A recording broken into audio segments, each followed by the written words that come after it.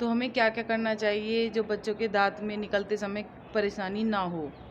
तो देखो जैसे बच्चों के दाँत निकलते हैं, उनके लूज़ मोशन होना, उनके दाँत कुलकुलाते हैं, वो कुछ भी सामान होता है वो अपने मुँह में रखते हैं। तो उससे क्या होता है, मुँह में जब वो कुछ सामान रखते हैं तो वो आपको बड़ा ध्यान रखने का उस टाइम पे मौका होता है कि बच्चा कोई चीज़ मुँह में ना डाल ले, क्योंकि उनकी दाँतों की कुलकुलाहट होती है उनके। तो उन्हें लगता है कोई कैड़ी चीज़ या कुछ चीज़ हमें मिले वो हम मुँह में डालें और हमारे दाँत किलकिलाते कुटकुटाते हैं वो, तो उसे चबाएँ। तो इससे क्या हो सकता है, आपके बच्चे को बहुत ही हानि हो सकती है। आपका बच्चा अगर मुँह में कोई चीज़ डाल रहा है हार्ड चीज़ चबाने के लिए, मान लो वो गले में अटक गई, तो बहुत ज़्यादा नुकसान हो सकता है। इसलिए आपको सबसे ज़्यादा ध्यान रखना पड़ेगा कि आपके बच्चे कोई ऐसी चीज़ तो नहीं कर रहे हैं जिससे उन्हें कोई परेशानी हो रही है, हैं? और आपको ये देखना है कि बच्चे क्या मुँह में डाल रहे हैं। यही एक टाइम होता है जो बच्चे कुछ न कुछ मुँह में डाल लेते हैं। तो आपको इस चीज़ का ध्यान रखना है। और बच्चों को कुछ-कुछ ये परेशानी हो जाती है, जैसे कि उनके लूज़ मोशन हो जाते हैं।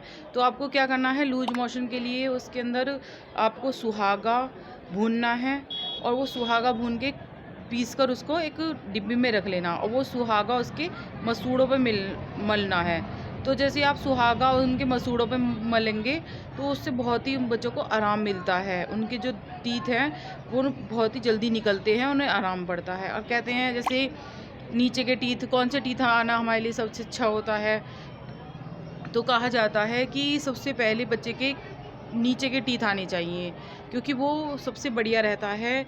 और जो ऊपर के टीथ अगर पहले आते हैं वो कहा जाता है कि मामा के लिए भारी होते हैं। तो उसमें कोई कटोरी वगैरह की कोई वो परंपरा है वो करनी पड़ती है। तो बच्चे का सबसे पहले मैं यही कहूँगी, उसका जब भी बच्चे के दाँत निकलें उसके कुछ ऐसे टीथर आते हैं, खिलौने आते हैं जो बच्चों को दिए जा सकते हैं और अपने पास बिठाकर उन्हें उन उस खिलौने को दीजिए और वो चबाते रहें उनसे। तो जब मसूड़े फूलते हैं तो उन्हें रिलैक्स फ़ील होता है। तो आपको बस इतना ही करना है और उनका ध्यान रखना पड़ेगा कि बच्चे कोई ऐसी चीज़ तो नहीं खा रहे जो उनके गले में अटक सकती है। देखा मैंने एक बच्चे को देखा था, क्या हुआ, वो छोटा बेबी था, उसको मूँगफली दे दी, उसके मसूड़े किलकिला रहे थे, तो उसको मूँगफली का जाड़े का सीज़न था, मूँगफली दे दी उसको इतनी बड़ी। तो मूँगफली क्या हुआ, बच्चे ने जैसे ही उसको चबाने की कोशिश करी, तो वो मुँह में रख ली उसने, इतना साइज़ था वो पूरी मुँह में रख ली और उसके यहाँ गले में अटक गई। गले में अटकते ही उसके फादर मदर लेके गए हॉस्पिटल, मतलब इतना परेशानी हो गई, निकालना बड़ा मुश्किल हो गया। अंत में बस वो ख़त्म हो गया था बच्चा। तो वही है, बस ये बहुत ज़्यादा परेशानी की चीज़ है। आपको बहुत इसी समय ध्यान रखना पड़ेगा, क्योंकि ये समय ऐसा होता है जिसमें हम अपने बच्चे का पूरा ध्यान रखते हैं। पूरा ध्यान हमें रखना चाहिए, नहीं तो आगे जाके हमारे बच्चे को बहुत ज़्यादा परेशानी हो सकती है।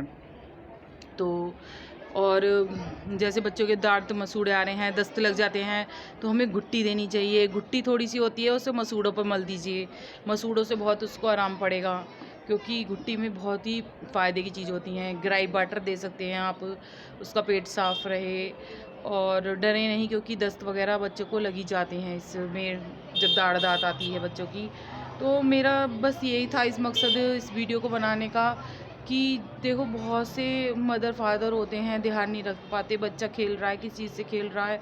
ये एक छोटी सी उम्र होती है जिसमें बच्चे का ध्यान रखना ज़रूरी पड़ता है, क्योंकि अगर हम ध्यान नहीं रखेंगे बच्चे का तो वो गले में कुछ सामान अटक गया तो वो परेशानी हो जाएगी। तो मैं इसी मकसद से वीडियो बना रही हूँ कि किसी को कोई परेशानी ना हो, इस वीडियो ज़्यादा से ज़्यादा लोगों को पता लगे, ज़्यादा से ज़्यादा बच्चे सेहतमंद बने रहें, उन्हें कोई परेशानी ना हो।